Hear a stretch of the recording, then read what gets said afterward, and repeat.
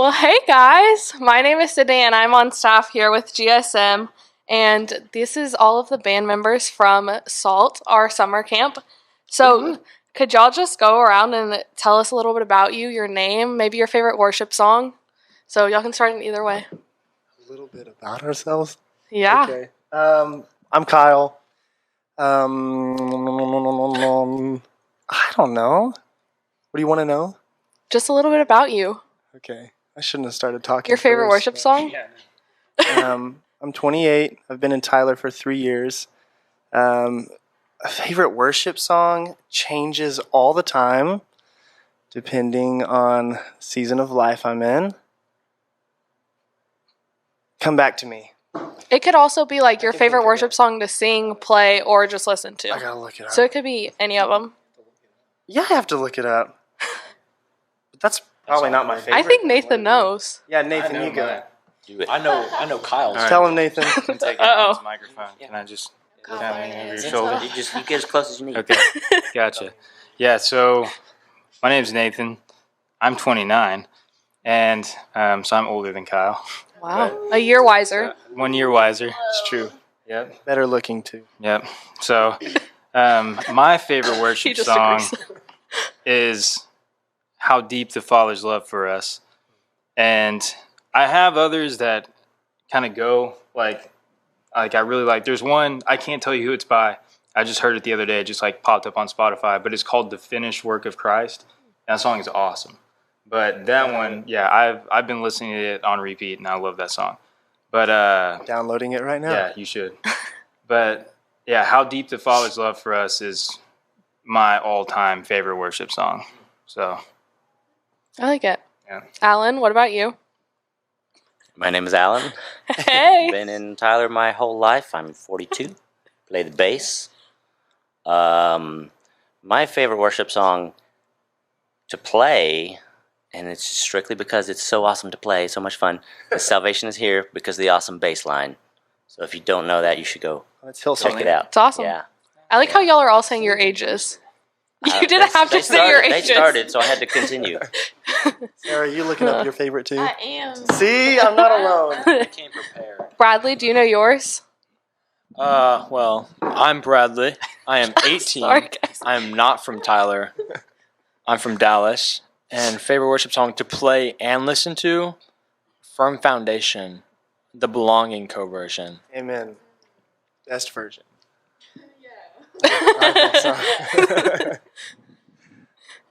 Guys, I don't know. This is hard. I don't know. Christian music. I'm kind of I like songs. Let's see. Got a lot of songs. There's so many good ones. What about one that we played at Salt that was super Yeah, what was awesome? your favorite one at Salt? I loved Make Room. We did that one, right? Why do you like that? Well, I also love that song. Even if we didn't do it. Make Room and Lean Back. I don't know. Just because I love songs where you can just have space to, like, let the Lord kind of move and work. And sometimes I feel like when you have that, like, space, even though, like, you're making room, I don't know. The Lord can do a lot when you kind of just let Him speak instead of words. I don't know. Yeah. Just like music in general can kind of speak a lot into people.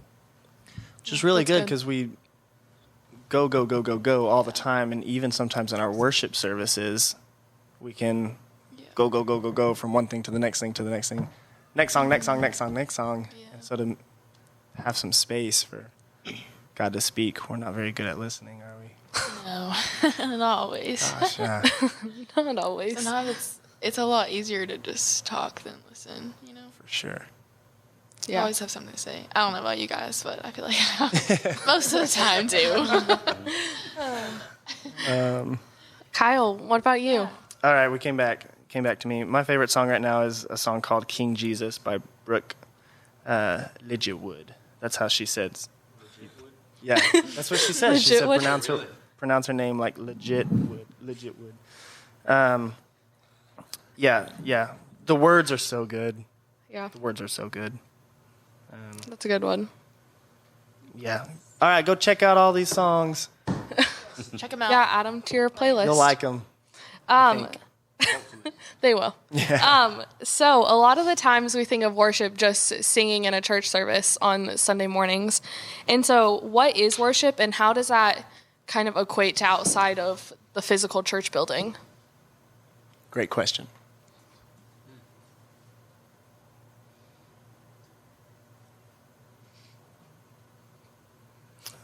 I say this all the time, but when you break down the word worship, it comes from an Old English word that's translated to worth. So it's giving something what it's worth. So when we worship something, we're basically putting a value on that. And so you can worship anything in your life. It depends on what you value, I guess. And but when it comes to like ultimate worship, God is the only one who deserves that. And so it's really how you worship God is what you're willing to give him to show his worth to you, which is pretty wild to think about. Which is why some people, I mean, you look in the you look in the Bible and people are willing to give their life for God.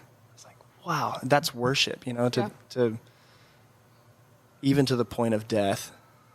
That's what you're willing to give. That's how much God is worth to you. Like, oh, it blows my mind. I've got a long way to go. What do y'all think? No, that's good. I like to see worship as like sort of like a celebration type of thing, where it's like we have all this freedom to just come just as you are. It doesn't matter if you're having the best year of your life or could be one of the worst years of your life. No matter what, we always have something to celebrate God for. And so I tend to see it as like this, just come and just like tell God, like, dang, like no matter what's going on in my life, you've done so much great stuff and you deserve everything. Even if I don't have anything, I feel like I don't have anything right now, you have everything. So just coming and celebrating. So how do you celebrate when you don't feel like it? See, that's a hard one, because That is a hard one, but a good one. The hardest things for me. I think it's just putting your own thoughts and your own feelings behind you. Because, I mean, if you get caught up in your own, like, dang, everything is going wrong, you could put blame on anybody you want. But in reality, it's like, it's not God's fault that all this stuff is happening that's going on. He's not, like, purposely like, I'm going to ruin this guy's life. It's like, so I think it's just you have to purposefully put your own self behind you and then really focus on, no matter what, like, he paid the ultimate price. So, like, even if the only blessing we had was that one, that, I mean, he died for us, that's more than we could ever want. Everything. Yeah. We don't deserve anything else after that. Everything else that he's given after that has just been out of his own heart. So I think there's always something to celebrate no matter what. Yeah, it's really good. Yeah, I always have to, I have to pray in those moments that he would help me in whatever's going on to celebrate or have joy or whatever it may be. Because I know it's like, man, I'm having a hard time. So that exact question, how do I do that? It's like, God help me do this, because I certainly can't do it on my own. Yeah. So. Yeah. My favorite book of the Bible is James, and I have studied it for years and years and years. And it it starts off kind of addressing this very question with, how do we worship in times of trouble, right? And it was written to a church facing persecution at that time, right? And so what he says is, consider it joy when you encounter various trials, and it says not just because for any reason at all, but specifically because we know, right? It says, for you know that by the testing of your faith, it produces endurance, right? Or steadfastness. And so it's this whole idea, whenever I explain that to people, I usually working out's the easiest analogy to kind of use to break it down. It's we don't work out because we enjoy the pain of working out, right? We work out because we know what's going to come after that, right? That the pain that we're going through then produces something greater, right? And so whatever we're going through in this trial, right, being steadfast and finding joy in the midst of it is going to produce something greater on the other side, right? And so that's what it does, ultimately leading to wisdom, this idea of knowing how to navigate all these different situations, right? Because we don't know, we're not born necessarily understanding what to do in every situation, right? We have our own tendencies that we're born with, right? And so wisdom is learning what these other options are and learning which choice to pick at each time, you know? And understanding that your natural inclination isn't always the right one, you know? And there's something kind of out of your comfort zone that you're going to have to pick, you know, to handle the scenario, right? So, but it goes with, there's this passage in what is it? I don't know what it is. But where it talks about whatever you do, you know, do it for the glory of God, right? And so that's kind of our roadmap of what to do in those situations. All right, well, I know we're supposed to consider it, you know, joy when we're in the midst of this trial, but what does that mean for us to do, you know? And it's, well, whatever you do it for the glory of God. So whatever path you choose in that instance, you know, just stay focused, do it for the glory of God. So even if you're in the midst of it, you can always kind of worship God, you know. John Piper, like the way he explains it, you know, he talks about it as, like, you know, drink orange juice for the glory of God. That's like his big quote on it. Yeah, I mean, the passage of Scripture literally says, whether you eat or drink, do all things for the glory of God. I think that's so interesting. There's a couple different verses. One is Colossians 3:23. I can eat for the glory of God. I don't think includes that part, but it's funny you brought that up because I was thinking that exact thing. That's something my dad taught me when I was younger, and with just working and you know, growing up and everything. And that's something he kind of instilled to me. Of just, hey, whatever you do it for God, and that's stuck with me. And so it's like, okay, whatever this thing is, whatever this task is, this situation, whatever, this podcast we're doing, you know, playing music, whatever, how can I make it glorify God? How can I make my heart ready to glorify God in everything? So. I think it's also really like your heart posture too. Yeah. And like not making it about yourself, whether that's worship through music or whatever you're doing in life. Like my sister got married yesterday, and like that's such a huge celebration and just a huge like life event. But in some aspects of that event can become so selfish, especially in like the world that we live in today. Like it can be all about the bride or all about the groom, and like, oh, this is for me, like celebrate me. But no, like that is a symbolism of like Christ and the church and the bride, and like how glorifying that is to the Lord. And my aunt shared an analogy.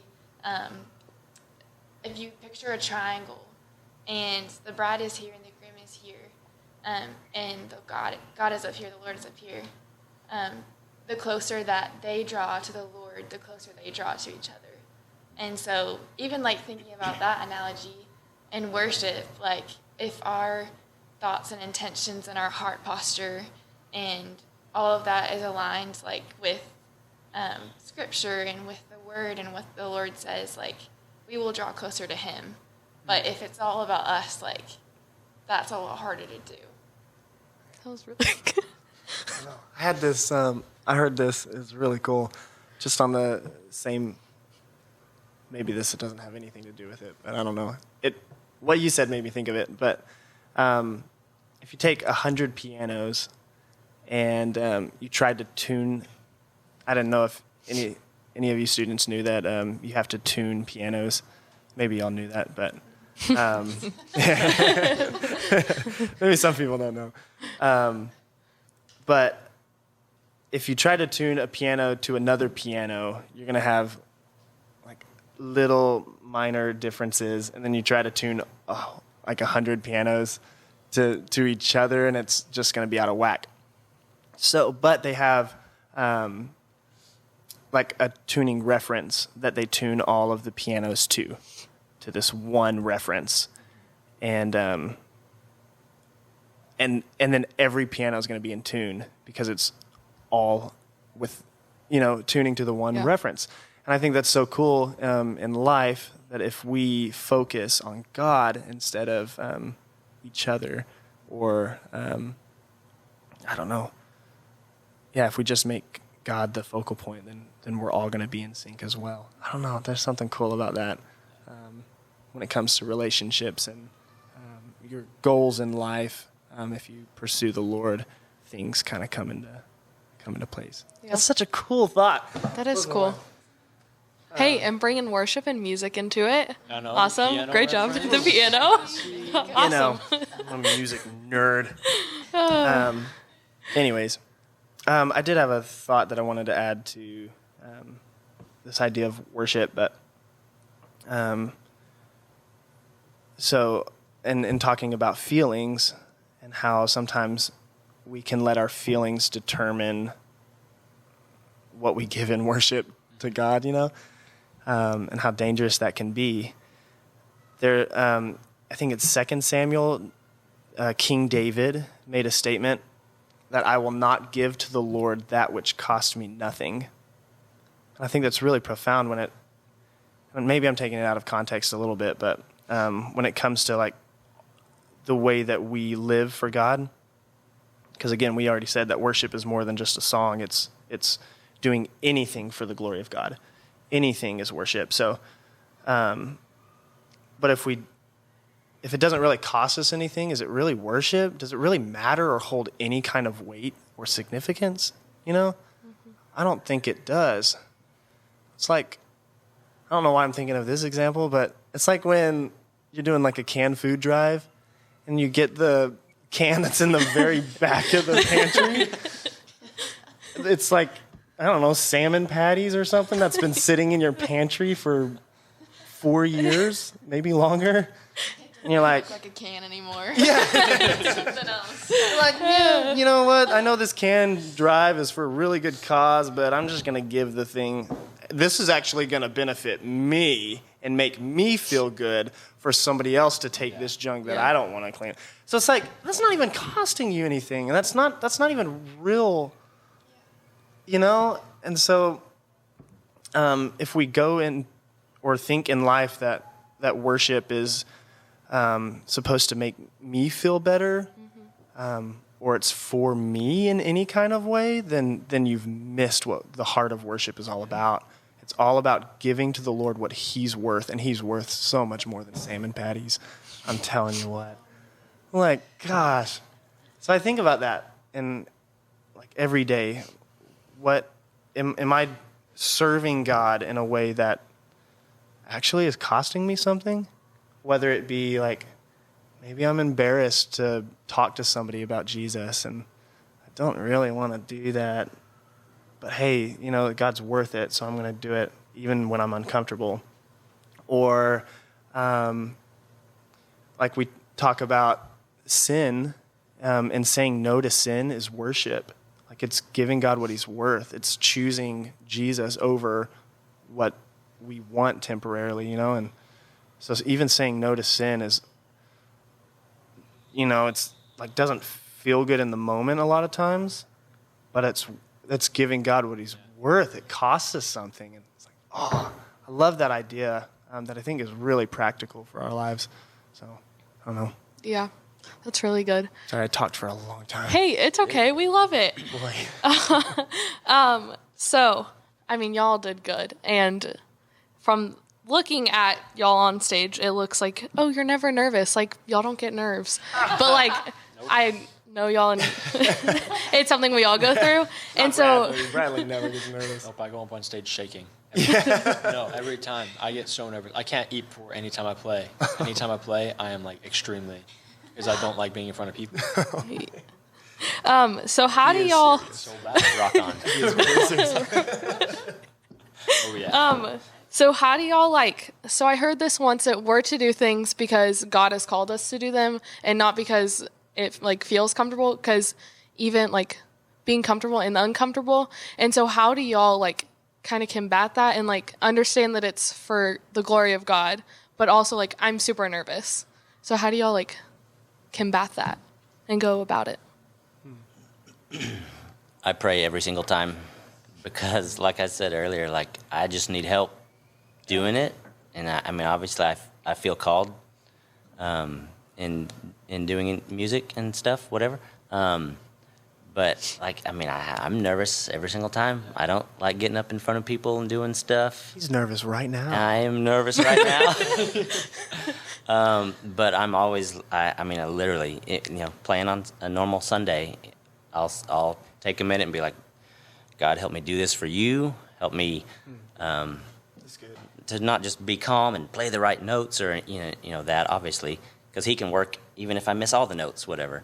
But just to help me to be free of other distractions and give it all to Him. Yeah. I have to do the same thing. Anytime I go up, I just have to take a minute before I even walk up on the stage or whatever I'm playing, and I just had to say God, help me not get caught up in my own thoughts. Because if I get up there, then I'm like, oh shoot, what is this person thinking? Or what if I mess up and this person's going to be looking at me? Or what are they thinking? Do I sound good? And then I get caught up and I start judging every little bit of my playing or what I'm doing. So I really had to sit down and be like, okay, this isn't for me, this is for you. So do what you want this time. That's good. Yeah, I think that there's one aspect of worship that we kind of miss a lot, right? It's easy to find the emotional sides, the mind aspects of it and the heart aspects of it, and just us finding joy in the midst of it or whatever the deal is. But there's one aspect of it, the willfulness of it, where it kind of affects our mind, our heart, and our will, right? Because a big part of it is just our obedience in doing it. And that's one of the things that you're talking about, us being kind of unified in it. Well, the unifying factor, no matter where we're coming from, is our obedience to God, right? And us doing what God wills for our life, right? And so us being there and just kind of doing this out of obedience, knowing that this is our calling, this is what we're called to do, and having confidence in that, just we're doing it out of obedience. So it doesn't matter if we're good, right? It doesn't matter if we've messed up or whatever this person's thinking. Our worship is that we came and we put this at the table with obedience. That's good. So. I heard David Crowder, I read it in a book, that David Crowder talked about the old cathedrals, and there was art, everywhere. And a lot of the times when you would walk into a cathedral, there was art on the ceiling, and the architecture was so breathtaking, and that immediately when you would walk in the doors, your eyes would go up. And so these cathedrals were built for that purpose, to lift your eyes. And I think that when we walk in obedience to God and do what, and serve Him and serve His people, which I think is what we're all called to do, is to serve God and love people and point people to Him. And whatever we do, we're all called to that. So we just happen to do that in terms of music and leading people in worship and the music side of things. So, but I think when we step on a platform in front of our students at SALT, or on a Sunday morning or whatever, our job is to just point people up.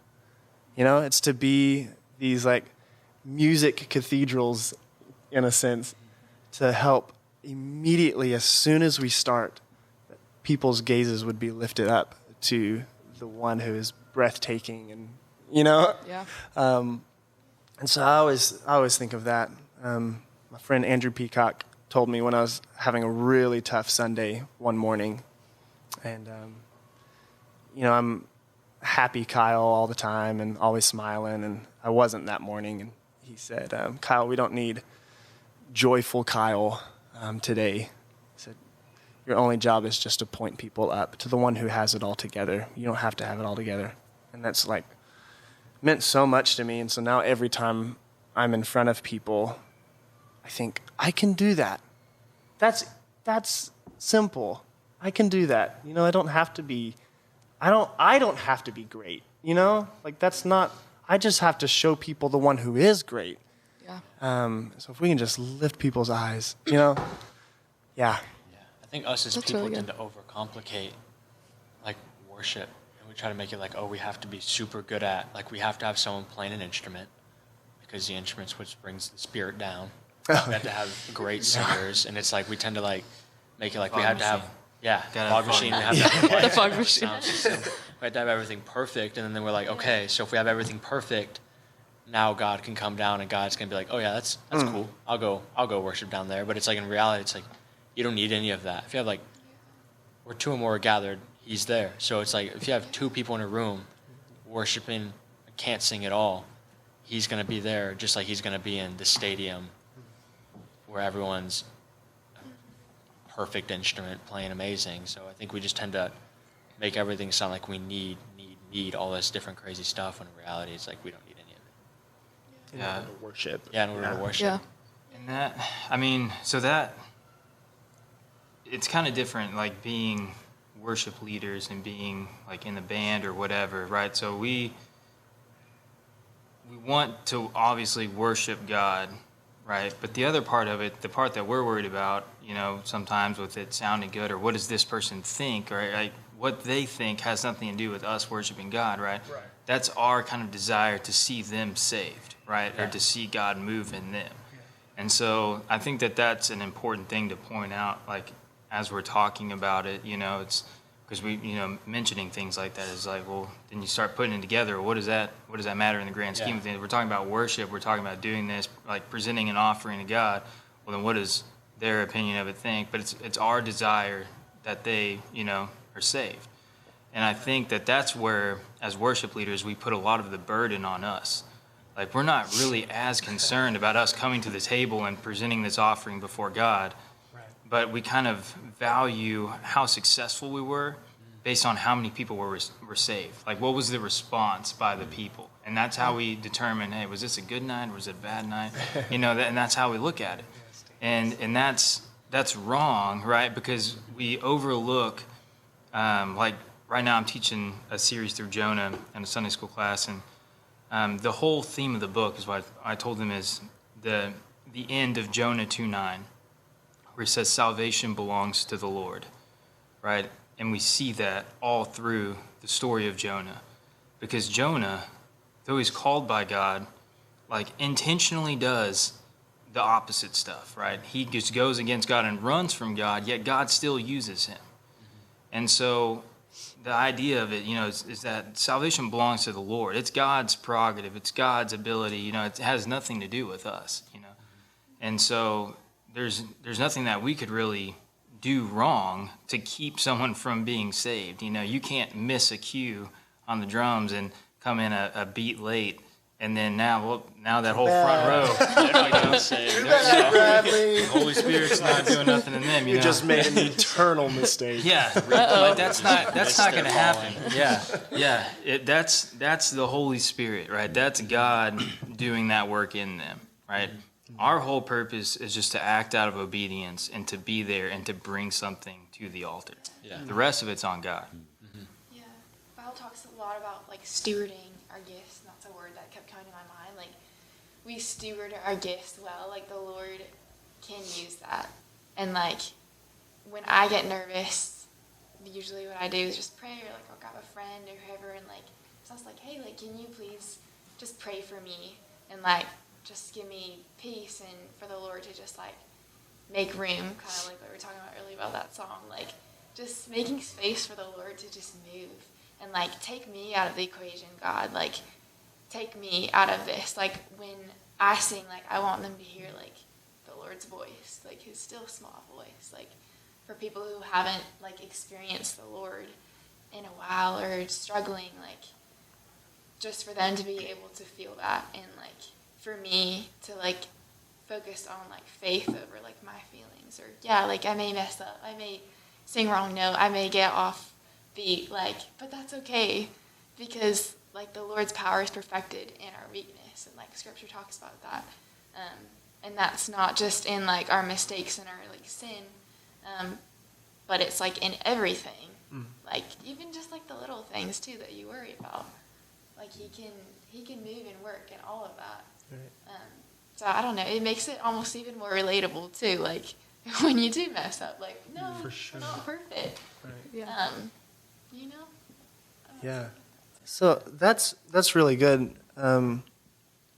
And I'm thinking about students maybe who aren't like musicians, and maybe there are moments when you're like, look, I don't want to share like what I believe with a friend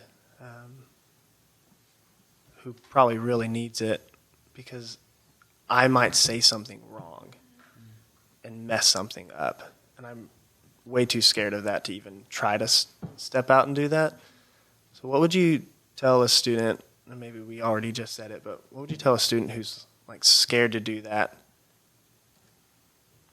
And yeah, I don't know how to overcome that, I guess.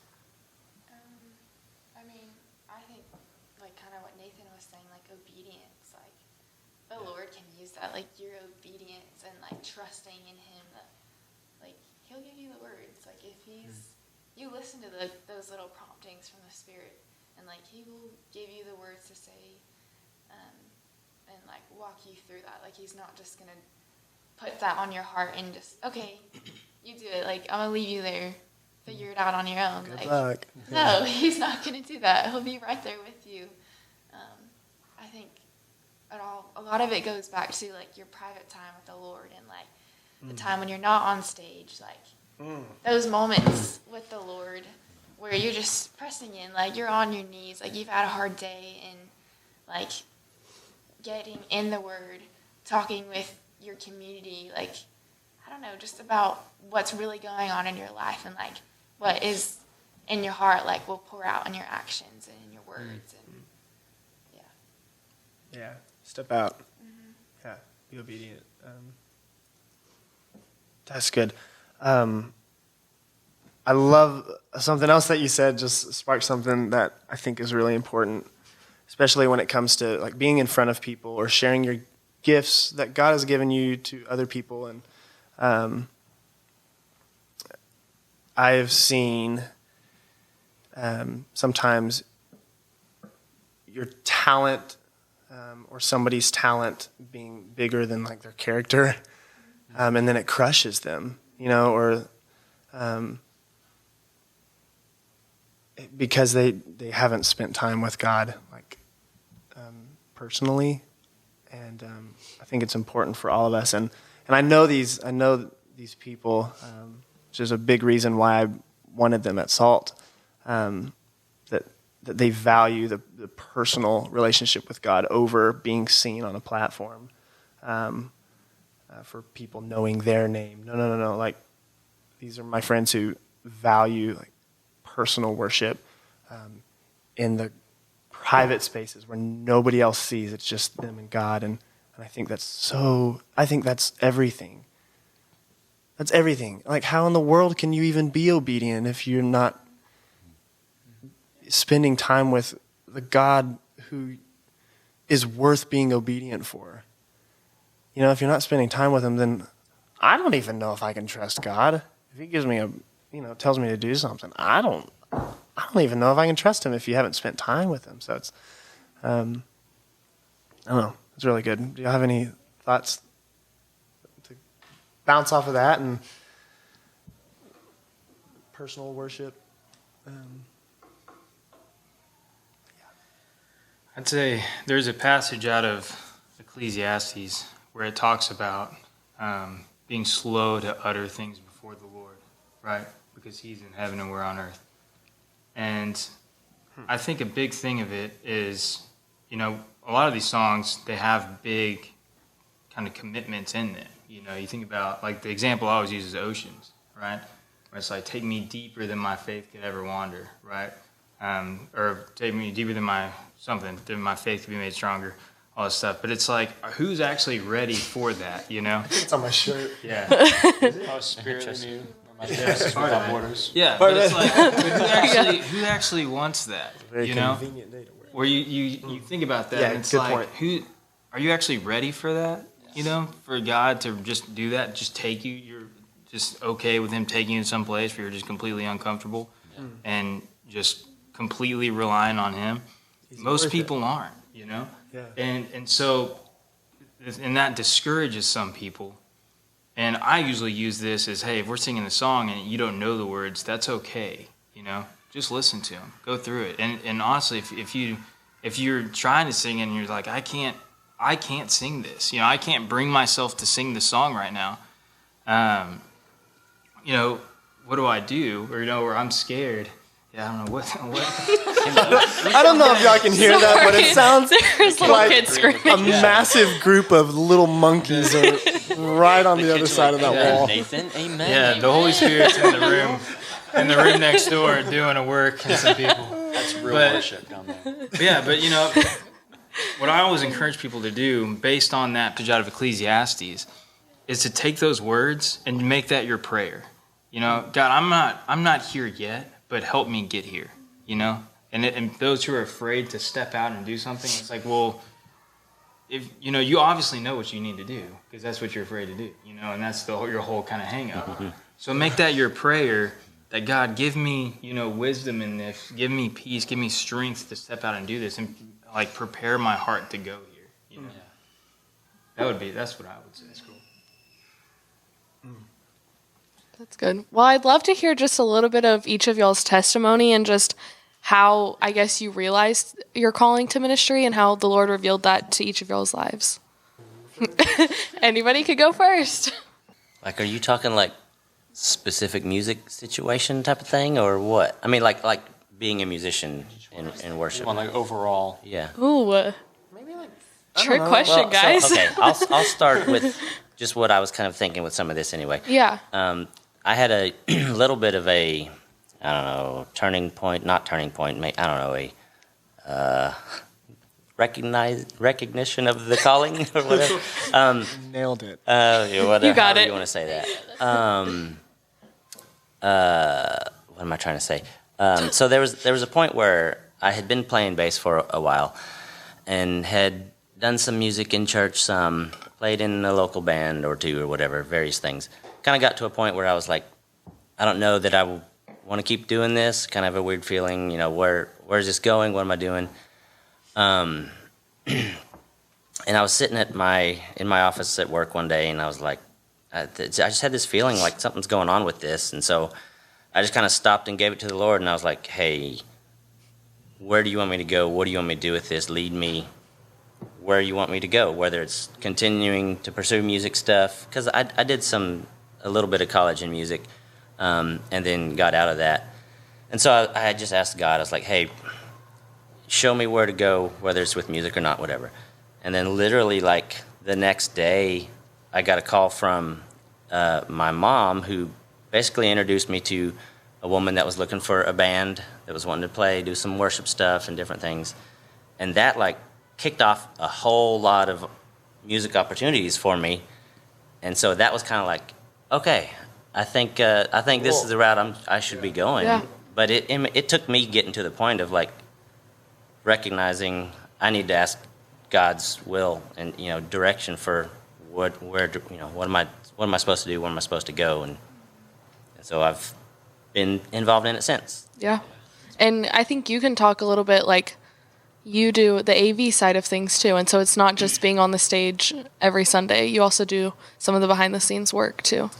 Yeah, that kind of stemmed out of continuing in my music involvement at church. I started volunteering, running sound, and that led to doing all the other things on stage and stuff, and now my job. And I love it. It's I love doing both things, and I've juggled them where I'd play one week and I'd do sound the next week, and there's been a lot of times where would be playing and then would be asked to go back and help somebody in the back take care of something. And then that's like this mental shift. I'm having to be technical all of a sudden and then flip the switch and be musical and creative and try to worship when I have the other things in my head going on. And that's where I have to stop and be like, okay, Lord, help me glorify you in this and get rid of all the stuff that's in my head and why things are broken or whatever. That's why Alan's my hero. Rock on, man. So yeah, it's what it's my passion, and I would constantly seek the Lord's will and where to go and what to do and how to use it and bless everybody around me with it some way. So. That's awesome. That might be a good segue into what I was going to say. But Yeah, I think for me, I just knew from a really young age that I was really passionate about music, and I loved music, and then I especially loved music in the church, just because my parents were. My dad was a worship pastor, so it kind of rubbed off on me. But not just church music. I just loved all music, and I tried to do several other things. I tried to do nursing after high school, and I wasn't as passionate about it. I was passionate about music, and at that point, my heart really grew for the church too, and I really wanted to do church ministry. So blending those two together led me to the job that I'm currently doing now, leading worship at church. And but I remember when I was in middle school, I started leading worship because we didn't have a youth band. Oh, yeah. And so my dad was like, "Hey, why don't you start this?" And I'm like, "I don't know what I'm doing." He's like, "Just try." I'm like, "Okay." It was kind of one of those push you in the pool and learn how to swim kind of moments. And it was bad, y'all. It was bad. I'm so glad there weren't like phones with cameras back then. I just dated myself. But yeah, if there were videotapes, that would be bad. I'm thankful. But it was a really safe place to learn how to grow and like being creative and what that looked like and leading worship and music at church. And I didn't know what I was doing, but I was learning. And so I was thankful for that. But I remember this moment when about the same time, when I had a crush on this girl. And I was learning how to write songs. Y'all are like, where is this going? Talking about worship, Kyle. I know. Worship. Jesus. I know. I'm getting there. So I was learning at that point. I was starting to learn how to write songs, and I was trying, and I still try, and I'm not great at it yet, but still practicing. Anyways, I had this crush on this girl, and then I don't really remember what happened, but I was like, I don't know. I think maybe she made some decisions that I was like, what in the world? Why did you do that? That was not cool. I was probably really judgy, but I didn't realize I was being judgy. Anyways, I wrote a song about, and it wasn't mean, but it wasn't nice. Uh-oh. Like a diss track. Yeah, almost like a diss track. It's not worship. And I remember it was like, God's like, what is going on here? it was the first song that I had ever written that wasn't like a worship song to God. And it was, again, not really mean, but it was kind of dissing a little bit. And I remember I showed it to my sister, who's always my go-to to show new songs to. I showed it to her, and she was kind of like, wow, that was different. And that night before bed, I remember feeling like God was speaking to me so clearly. And he said, no, Kyle, you will not use this gift to tear people down. Wow. Powerful. Oh, gosh. And I immediately like deleted the lyrics. We didn't have lyrics. I wrote it down on paper, and I mean, we didn't have lyrics. I had lyrics. We didn't have. I didn't type it into my phone. Maybe an iPod or something. But I ripped up the lyrics. Totally forgot it. I don't remember it to this day.